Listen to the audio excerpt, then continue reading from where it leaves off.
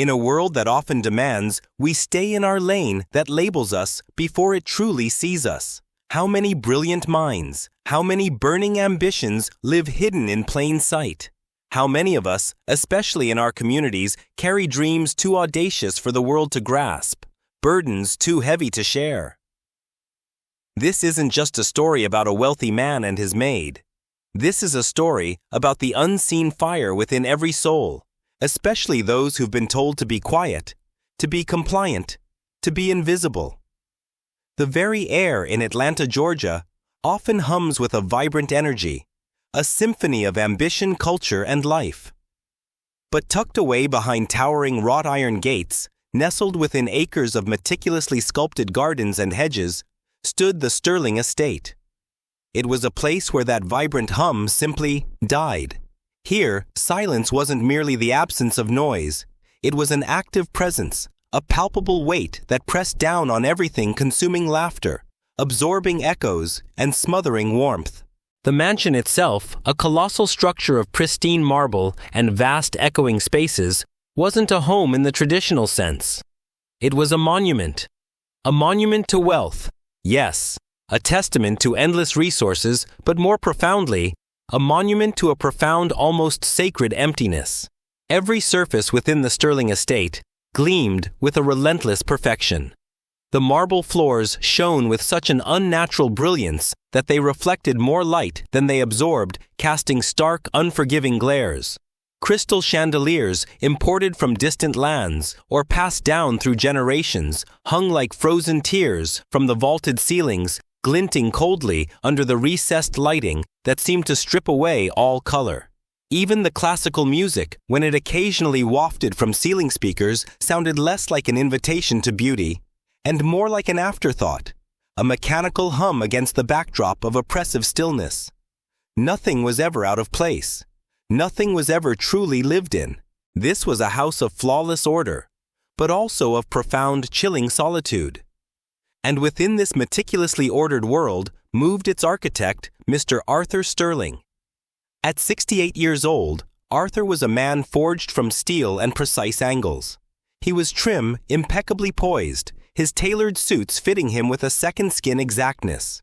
His voice, when he chose to use it, was always measured economical, even when silence would have sufficed. His eyes, once described as piercing in his younger, more ruthless days of empire building, now felt like wells, deep, distant, and sealed. They held a profound weariness, a quiet desolation that even his immense fortune couldn't alleviate. Since the passing of his beloved wife, Eleanor, years ago, the Sterling Estate had become a mausoleum of memories, a gilded cage for a solitary soul. There were no guests, no gatherings, no spontaneous bursts of joy. His life was a precisely choreographed routine. Pre-dawn walks through his immaculate gardens, solitary breakfasts, endless paperwork in his vast study, and the quiet ritual of dinner eaten alone at a table set for 10. He owned the silence in this house, but in truth, the silence owned him, wrapping around him like a shroud, insulating him from the world and tragically from himself. To maintain this relentless perfection, Arthur employed a staff of incredible efficiency. They were the silent architects of his comfort, moving through the mansion like highly trained ghosts in a gilded cage. You hardly knew they were there until a perfectly polished surface appeared where dust had been, or a fresh vase of lilies replaced a wilting one. They were a part of the seamless operation, almost invisible cogs in a meticulously crafted machine. Among them was Naomi Jones, one of the housemaids. Young, quiet, and incredibly efficient, Naomi was to Arthur exactly what he expected from his staff, a presence that facilitated his comfort without demanding his attention. She worked with an almost ethereal grace, her footsteps barely audible on the marble floors, her movements precise and quick. If you'd asked Arthur about her, he might have said Naomi. Yes, excellent at her work. Hardly know she's there, really. And that was exactly how he preferred it. She was just another element in the grand, silent tapestry of the Sterling Estate. He saw her hands dusting, polishing, arranging. He saw her back as she quietly moved through the vast rooms. But he didn't see her. Not really. Not yet. The oppressive silence of the Sterling Estate was Arthur's constant companion. Tonight, however, it felt particularly heavy, pressing down on him like a physical weight. The usual routines, his meticulous schedule offered no solace. Sleep, that elusive balm, refused to come. At precisely 2:15 a.m., a time when the world outside lay in its deepest slumber, a peculiar restlessness stirred within him. A thirst, a sudden insistent need for a glass of water, pulled him from his vast empty bed. This was an unusual deviation from his nightly norm, a tiny crack in the perfectly constructed facade of his solitary existence. He moved through the hushed hallways, a shadow among shadows, the polished marble cold beneath his bare feet. As he neared the kitchen, a faint, unexpected warmth emanated from beneath the door. A thin golden thread of light, a stark contrast to the mansion's usual moonlit chill, sliced through the darkness. It was an anomaly, a breach in the meticulously ordered silence of the night. A quiet hum, almost imperceptible, reached his ears, followed by the soft, rhythmic scratching of a pen on paper, and then a gentle sigh. Arthur paused, his hand hovering over the doorknob. Curiosity, a feeling long dormant within him, stirred. What could possibly be happening in his impeccably maintained kitchen at this ungodly hour? Was it a forgotten light? A staff member breaking protocol? He pushed the door open just a fraction, allowing himself a sliver of a view. And what he saw stopped him dead in his tracks. The kitchen, usually a sterile testament to stainless steel and white tile, was transformed, bathed in the stark, almost surgical glow of a single overhead light. Naomi Jones sat hunched over the large central island. But she wasn't preparing a meal, or cleaning, or even reading a magazine. Spread out before her were thick, intimidating textbooks. Not a novel, not a tabloid, but Gray's Anatomy, Principles of Biochemistry, and a well-worn notebook filled with intricate diagrams and tiny, precise handwriting. A single cheap plastic pen was tucked behind her ear, a streak of ink smudged on her cheek. Her face, usually so composed and unassuming, was etched with a profound, almost desperate concentration, a mixture of exhaustion and fierce determination. Arthur Blake. The man who owned silence. The man who saw his staff as invisible. Gears felt something unfold within him. His initial shock quickly dissolved into something deeper.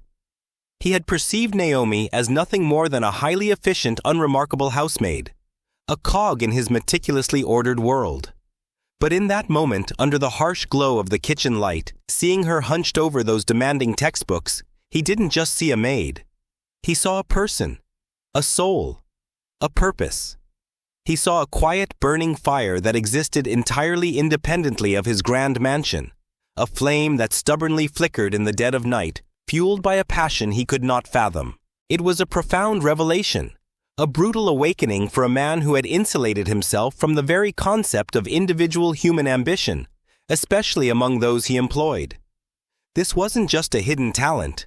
It was a secret life, a testament to a drive that utterly defied her role, defied his expectations, and defied the very notion of her invisibility. He stood there for what felt like an eternity, absorbing the sight, the scent of the pages, the soft rhythm of her breathing. The precise, controlled world he had built suddenly felt less certain, less complete. He had owned the silence, but he had missed the symphony. The image of Naomi, hunched over those heavy medical textbooks under the stark kitchen light, had imprinted itself onto Arthur Sterling's mind. It was a stark anomaly in his perfectly predictable world, a vibrant burst of humanity in his gilded cage. He found himself thinking about it in the quiet hours of the morning, during his solitary meals, even during his meticulously planned business calls. His previous perception of her, an efficient, interchangeable cog in his household machine, had shattered.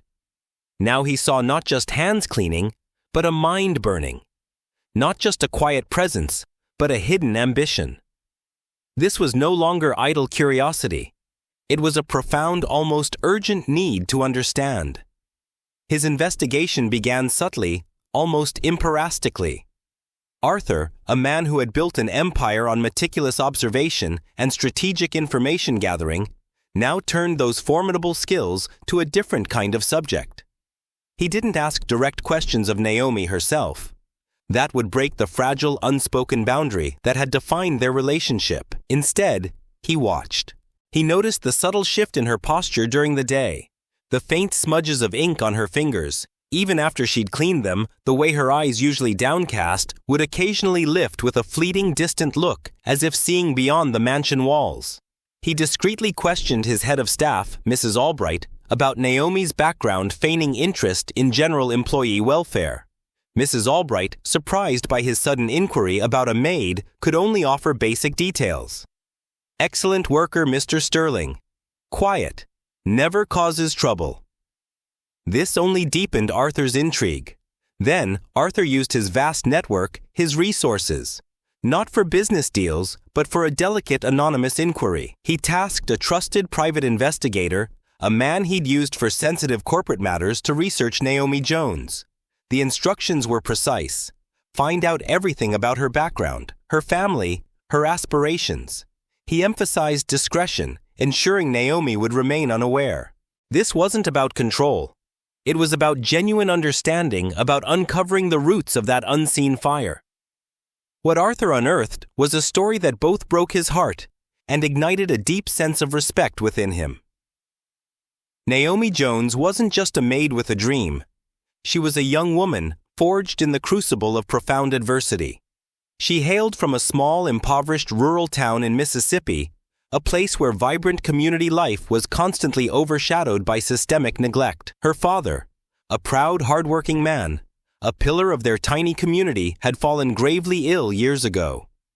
The nearest hospital was hours away, a grueling journey over unpaved roads, and the local clinic lacked even the most basic equipment and trained staff. They did everything they could, but it wasn't enough. Arthur learned with a tightening curl in his chest that Naomi's father had died not from an incurable disease, but from a preventable complication, simply because the medical care he desperately needed was unavailable. That trauma, that searing injustice, had etched itself onto young Naomi's soul. She remembered the helplessness, the agony of watching a beloved life slip away because of a broken system. And in that moment, beside her father's fading breath, a solemn promise had been made. Not just a promise, but an unyielding vow: she would become a doctor. She would dedicate her life to ensuring that no other family in her community, in places like hers, would suffer such a needless loss. That was the unseen fire, the profound, quiet purpose that fueled her late-night studies. Arthur also discovered the crushing weight Naomi carried. Her wages, though modest, were her family's lifeline. She was the eldest of 4 siblings, and her ailing mother, weakened by years of hardship and grief, relied almost entirely on Naomi's contributions. Every dollar Naomi earned, from the impeccable cleanliness of Arthur's marble floors to the subtle shine on his antique silverware, was a link in a chain that bound her to her family's survival, yes, but also one that simultaneously, painfully chained her to her current reality, pushing her audacious dream further and further out of reach. She sent almost every penny back home, leaving just enough for rent in a tiny, sparsely furnished apartment on the outskirts of Atlanta. Arthur sat in his vast, silent study, the reports spread out before him, a stark contrast to the perfect order of his life. He saw the sheer, impossible scale of her aspiration. He saw the sacrifice, the grit, the silent battle she fought every single day. And in that moment, he saw not just a maid, but a reflection of a profound human struggle. A reflection of the very helplessness he'd once felt in his own life when his wife was slipping away. The silence of his mansion, once his comfort, now felt like a heavy accusation. It was a silence filled with her unseen struggle, and a silence that now strangely compelled him to act. The reports lay scattered across Arthur Sterling's vast mahogany desk, detailing Naomi's life, her impossible dreams, and the crushing weight of her family's dependence. For days, the cold, hard facts had been buzzing in his mind. But now, as he looked at the quiet determination in Naomi's eyes during the day, he felt something far deeper than mere intellectual curiosity. A profound empathy, a tightening curl in his chest, began to blossom. It was a sensation he hadn't truly felt since Eleanor, his beloved wife, had passed. Eleanor, her memory still haunted the silent halls of the estate. She had suffered from a rare, insidious illness that had slowly, relentlessly taken her from him. Despite his immense wealth, despite the best doctors money could buy, Arthur felt utterly helpless. He realized with a searing clarity that he had been so consumed by his business, by the relentless pursuit of more, that he had never truly known the depth of her fight, never truly understood what it meant to battle for life until it was too late. He had been a man of immense resources, yet utterly powerless in the face of the one thing that truly mattered. And now seeing Naomi, a young woman with almost nothing, desperately fighting to gain the knowledge that could save lives, to prevent the very kind of loss that had consumed his own family. The irony was a bitter pill. Arthur realized this wasn't just about pity for Naomi. It was about something far more personal. Her struggle, her silent, unwavering commitment had illuminated the vast, echoing void within his own life. He had spent years wrapped in his grief, cloaked in his wealth, detached from any real purpose beyond maintaining his perfect polished solitude. He owned a fortune, but he hadn't used it to truly impact a life in a meaningful way since Eleanor left. He saw Naomi's aspiration, a raw, burning flame, and it called to him. It offered him a chance not to erase his past, but to redeem a part of himself that had been lost. The choice, once unthinkable, now became startlingly clear. He wouldn't simply donate to a charity. He wouldn't give a passing handout. He would invest. He would invest in her. With the same meticulous precision he used for his multi-million-dollar deals, Arthur began to plan. He reached out to the online pre-med program Naomi was enrolled in, discreetly inquiring about tuition materials and living expenses. He contacted his financial advisors, instructing them to set up a completely anonymous fund. The Eleanor Fund, named after his wife, a private tribute, a silent promise to nurture the kind of hope and healing he hadn't been able to provide her. His intention was clear, complete anonymity. He didn't want Naomi to feel obligated or indebted, or for his act of kindness to be misconstrued as anything other than a genuine desire to see a deserving soul fulfill her potential. He didn't want gratitude. He wanted to witness the silent unfolding of a dream, to feel the quiet satisfaction of being useful in a way he hadn't been useful in years.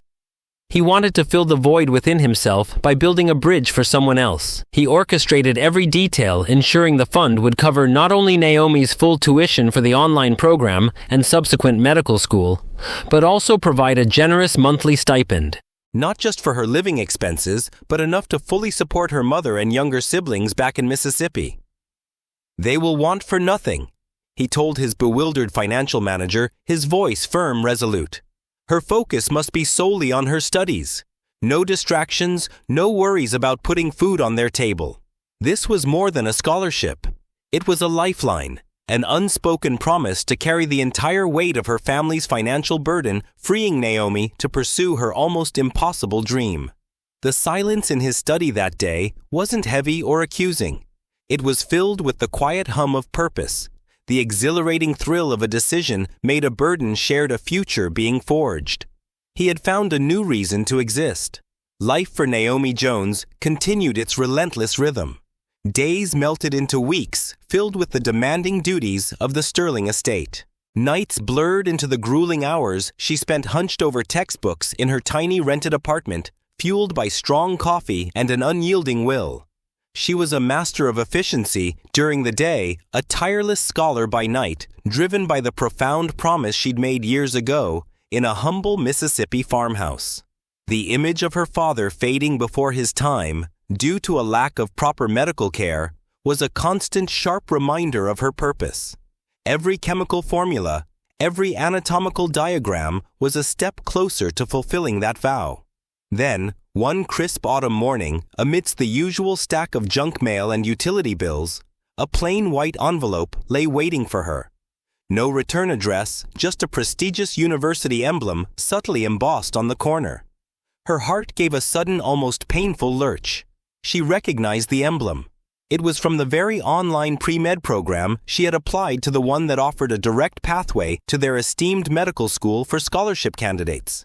Hope, a fragile, almost forgotten emotion, bloomed in her chest. Her hands trembled slightly as she tore open the seal. As her eyes scanned the words, a wave of disbelief, then overwhelming joy washed over her. "Congratulations, Naomi Jones. We are delighted to inform you of your acceptance into the pre-medical scholars program." And then further down, the words that seemed to glow on the page, recipient of a full scholarship, including all tuition materials and a comprehensive monthly stipend. It was everything. Every late night, every aching muscle, every whispered prayer, every silent sacrifice had led to this moment. Her dream, once a distant star, had suddenly miraculously landed in her hands.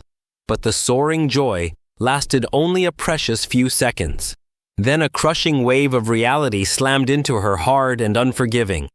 The comprehensive monthly stipend. It was generous, yes, more than enough to cover her own living expenses, but her family, her ailing mother, her younger siblings, their education, their very survival back in Mississippi. It all depended on her. On her salary as a maid. She couldn't abandon them. She couldn't take this scholarship, this miracle, and leave them vulnerable. The dream, once so vibrant, now felt like an impossible burden. A cruel twist of fate designed to tempt her, only to remind her of her unbreakable chains of responsibility. Tears hot and bitter welled in her eyes, blurring the words on the acceptance letter. How could she choose? How could she prioritize her own future, no matter how noble, over the immediate survival of her loved ones? The beautiful letter, once a symbol of hope, now felt like a cruel taunt. She spent days in an agonizing limbo. During her work at the mansion, her usual quiet efficiency was laced with a new subtle sadness that Arthur, now keenly observant, couldn't help but notice. At night in her tiny apartment, she would sit by the window, the acceptance letter clutched in her hand, writing and rewriting rejection letters. Each draft a piece of her soul tearing away. "I cannot accept," she'd write, then crumble the paper. "My obligations dictate." Each time the words felt like a betrayal of her deepest purpose. She was trapped between her dream and her duty. Arthur, observing Naomi's subtle shift in demeanor, the faint circles under her eyes, the way she would sometimes stare blankly into the distance, knew instantly. He hadn't just seen the letter. He had seen the battle raging within her. His anonymity, once a shield, was now a barrier preventing her from embracing the very opportunity he had meticulously created. He realized with a pang of understanding that Naomi, with her deep sense of duty and sacrifice, would likely reject the scholarship, believing it to be a selfish pursuit, if it meant leaving her family unsupported. He had to break his silence. He had to tell her. He sent a discreet note requesting her presence in the greenhouse after her shift. The greenhouse, a place of vibrant life and carefully nurtured growth, felt like the right space for such a delicate conversation. He waited there, a quiet tension humming in the air, a mix of anticipation and a rare vulnerability. When Naomi arrived, her face a mask of polite inquiry, Arthur cleared his throat. "Naomi," he began, his voice surprisingly soft. "I know about the letter." The air in the greenhouse was a welcome contrast to the estate's polished chill. Here the scent of damp earth mingled with the fragrance of blooming orchids and citrus blossoms. It was a place of quiet, insistent growth of life unfolding with patient determination. Naomi entered, her usual composed demeanor barely masking the turmoil within her. Her eyes, usually downcast, now met Arthur's, a flicker of something new. Not just surprise at his words, but a sudden shocking recognition that connected the dots she hadn't quite allowed herself to piece together. Arthur took a deep breath, the scent of petrichor filling his lungs.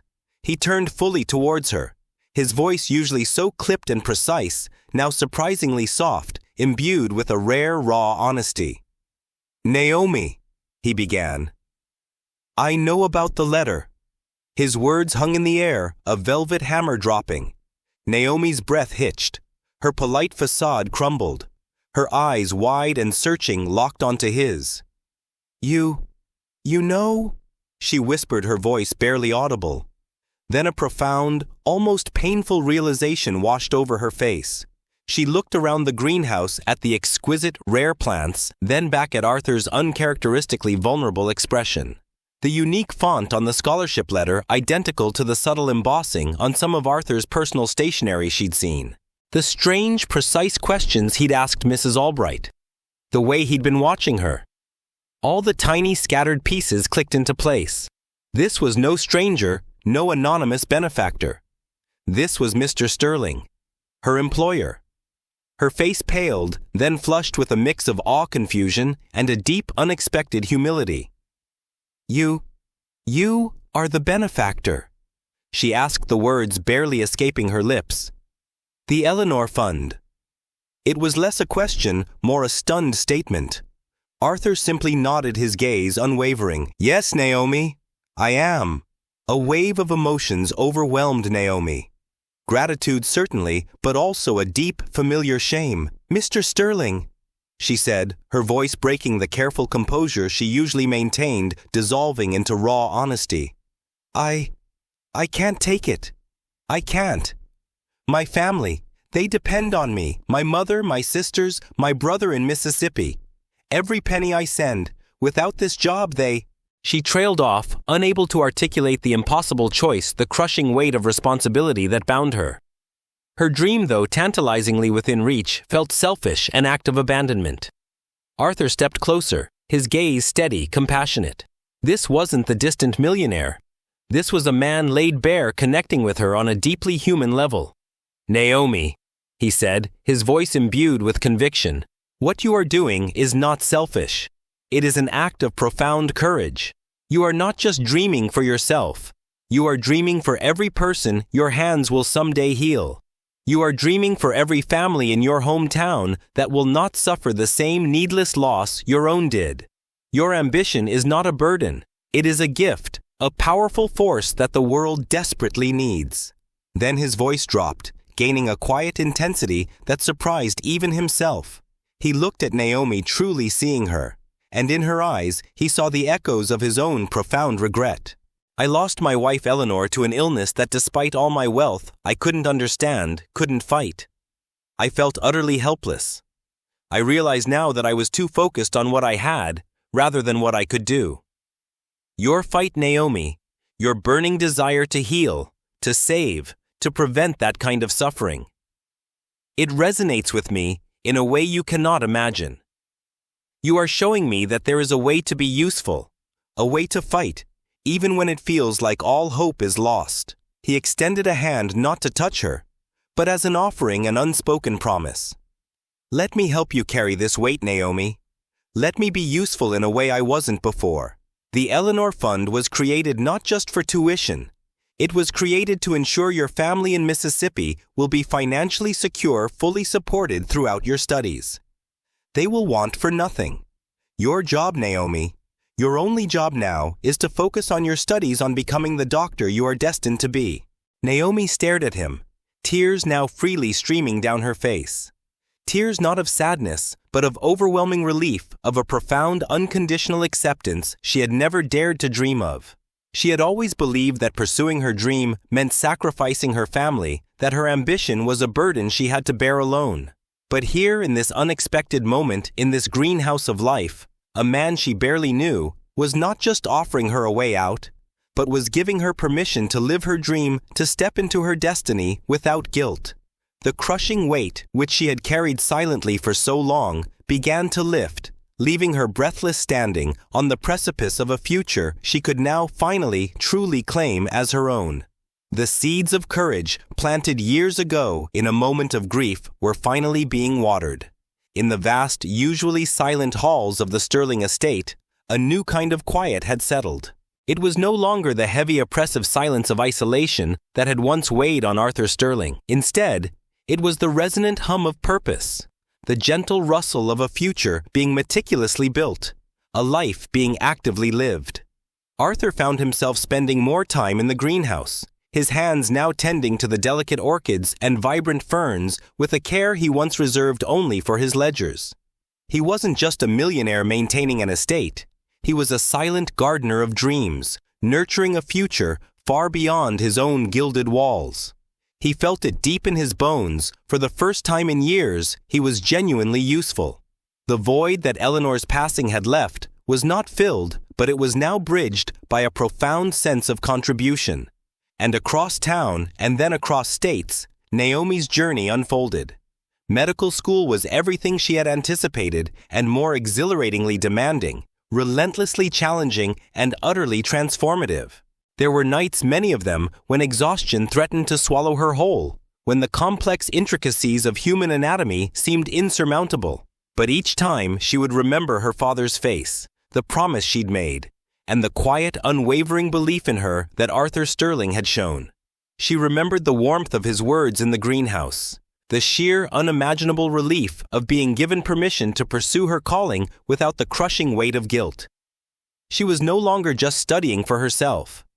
She was studying for her family, for her community, for every silent struggle she had ever witnessed.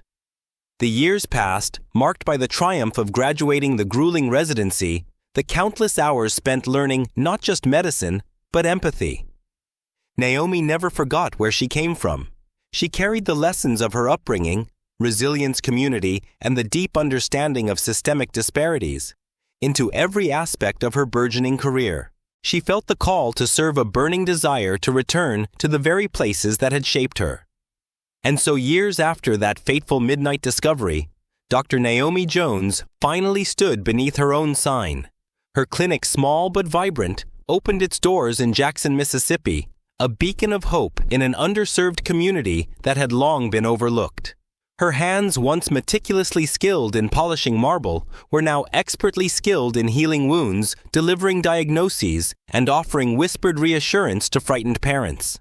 She felt it deep in her soul. This was where she belonged.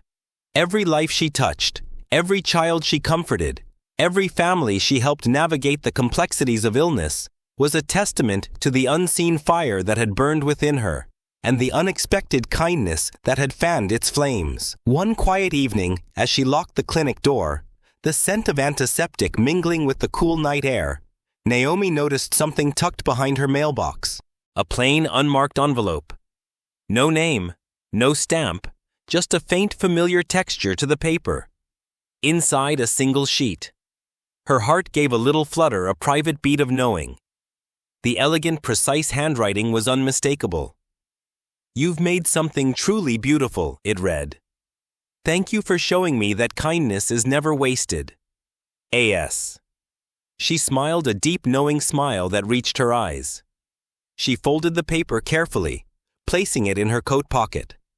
Later, it would join the others, a small, cherished collection tucked between her medical textbooks and her meticulously framed license, a private archive of the extraordinary journey.